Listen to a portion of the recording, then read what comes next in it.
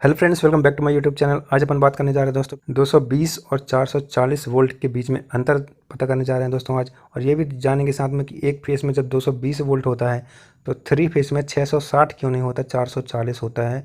तो वो कैसे होता है ना। तो जो थ्री फेस मोटर होती हैं उनमें आज ये पावर चेक करते हैं वोल्टेज मीटर से, तो अपन को 440 मिलता है, जबकि सिंगल फेस ही 220 का होता है। तो ऐसा क्यों होता है, चलिए वीडियो को स्टार्ट करते हैं। बस एक रिक्वेस्ट है दोस्तों कि अभी तक आपने हमारे चैनल को सब्सक्राइब नहीं किया तो इसे सब्सक्राइब जरूर कीजिए, ताकि इसी तरह के इंपॉर्टेंट वीडियो फैक्ट के साथ आप तक पहुंचती रहें। दोस्तों जी, ये जो आप सामने देख रहे हैं दोस्तों, ये सिंगल फेस की साइकिल है। आपको पता होगा कि जो अपने एमपी में, भारत में जो पावर सप्लाई होती है, वोल्टेज सप्लाई होती है, वो 220 वोल्ट का पावर सप्लाई होता है। और 220 वोल्ट का जो सप्लाई होता है दोस्तों, वो 50 हर्ट्ज, जो कि अपने पूरे ऑल इंडिया में है।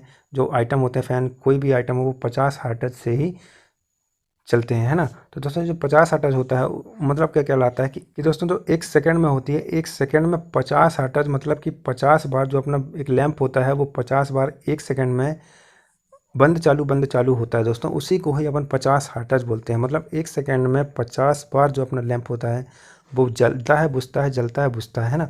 तो किस तरह से दोस्तों की जो सप्लाई होती है, एक बार ऊपर गई मतलब जला, और नीचे गए मतलब ऑफ हो गया, है ना। तो ये एक बार हुआ, है ना। इस तरह से दोस्तों 50 बार होता है एक सेकंड में, उसी को अपन 50 हर्ट्ज बोलते हैं दोस्तों, है ना। और इसी तरह से दोस्तों जैसे डीसी सप्लाई होती है ना, अपने पास पता होगा कि दो सप्लाइयाँ होती हैं, एक एसी होती है, एक डीसी होती है। तो एसी में 50 हर्ट्ज होता है सिंगल फेस में, ये तो मैंने आपको बता दिया। अब ये थ्री फेस में भी दोस्तों, सभी कितने भी फेस हों, है ना, सभी फेस में 50 हर्ट्ज फ्रिक्वेंसी ही चलती है अपने ऑल इंडिया में। और दोस्तों विदेशों में भी ऐसा ही है। तो दोस्तों जो डीसी होती है, डीसी में सिर्फ ये वाला पार्ट होता है दोस्तों। आपने उसमें देखा होगा कि उसमें एक से प्लस होता है और एक माइनस होता है बस। बट दोस्तों जो एसी सप्लाई होती है उसमें यहाँ पे ऊपर प्लस और यहाँ पे माइनस, यहाँ पे ऊपर प्लस और यहाँ पे माइनस, इस तरह के से दोस्तों एसी सप्लाई होती है और डीसी सप्लाई होती है। तो यदि अपन बात करें कि सिंगल फेस में 220 वोल्ट कैसे, तो दोस्तों 220 वोल्ट में आप लिख लिए दोस्तों। जैसे ही अपन वोल्टेज चेक करेंगे 220 वोल्ट या 200 वोल्ट में लगा के, तो उसमें दोस्तों आप आएगा कि एक साइड आप लगाएंगे पहले प्लस में और दूसरे साइड लगाएंगे आप माइनस में, है ना। तो आप ये देखेंगे कि इसमें तो 220 वोल्ट बता रहा है।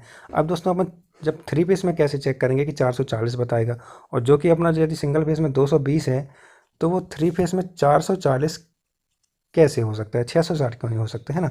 तो दोस्तों उसके लिए अपन थ्री फेस डायग्राम पे चलते हैं और उसको समझते हैं।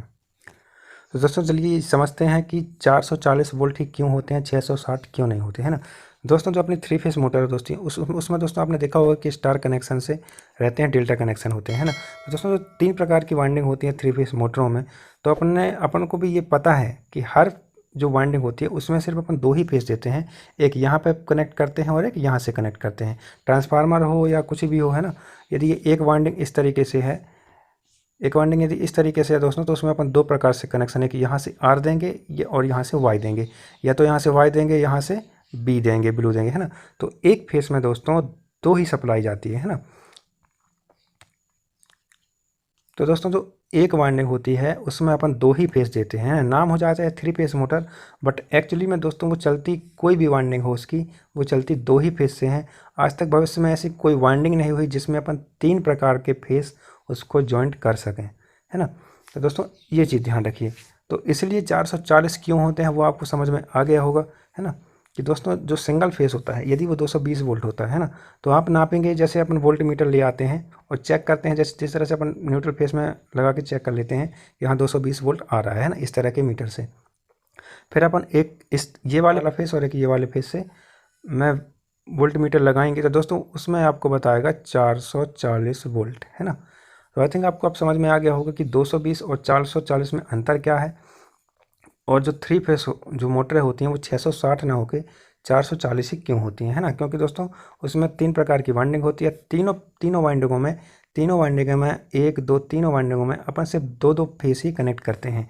इसमें भी दो अलग अलग फेस, इसमें भी दो अलग अलग फेस, इसमें भी दो अलग अलग फेस, है ना। और दोस्तों जो इनकी साइकिल होती है, जैसे कि अपन ने बताया कि 50 हर्ट्ज फ्रिक्वेंसी के साथ ये सभी ये हैं, ये इस तरह से चलती रहती हैं, है ना। तो दोस्तों ये जो होती हैं थ्री फेस मोटर काम कैसे करती हैं, थ्री फेस तीनों फेस बराबर देने के बाद भी वो 440 ही क्यों रह जाता है, बढ़ता क्यों नहीं है। तो मैं आप इससे समझ लीजिए कि यहाँ पे देखिए दोस्तों कि एक जो फेस है ना, मान लीजिए वो यहाँ से स्टार्ट हुआ और यहाँ से ले जाके यहाँ तक गया। तो जब जब फेस ऊपर है मतलब यहाँ पर है ना, तो जो दूसरे फेस हैं वो कुछ यहाँ पे है एक, और एक यहाँ पे है ना। तो इस तरह से तीनों बराबर ना होके कोई ऊपर तो कोई नीचे चला जाता है। मतलब कोई जब स्टार्ट होता है, जब ऊपर की तरह स्टार्ट होता है तो कोई नीचे चला जाता है। इस वजह से वोल्टेज जो है 660 नहीं जा पाता, बल्कि इन कुछ फेस नीचे होते हैं तो कुछ ऊपर होते हैं। इस वजह से उनका जो एवरेज होता है वो 440 वोल्ट के आसपास ही होता है। और दोस्तों ये जो फेस होते हैं ये एक 120, मतलब जैसे दोस्तों आपको पता होगा कि एक जो पूरा सर्किल होता है, पूरा अपना जो गोला होता है वो 360 का होता है ना। तो यहाँ पे जो फेस होते हैं वो एक दूसरे के 120 डिग्री डिफरेंस पे चलते हैं। डिफरेंस पे चलते हैं तो दोस्तों यहाँ पे हो जाएगा 12 तिया 36, है ना। तो दोस्तों ये हो जाए 12 तिया 36 मतलब 360, है ना। तो इसलिए इनका एक सर्कल पूरा करने में 360 में हर फेस को 120 के जो आसपास है वो एक दूसरे के गैप में चलते हैं, जिसकी वजह से इनका जो एक सर्कल होता है 3 फेस का मिला के भी 440 का होता है ना। तो दोस्तों मैंने आपको ये भी बता दिया है कि जो 440 ही क्यों होता है, 660 क्यों नहीं होता। वो इसलिए नहीं होता क्योंकि किसी भी वाइंडिंग में सिर्फ 2 ही फेस अटैच होते हैं, तीसरा नहीं होता है।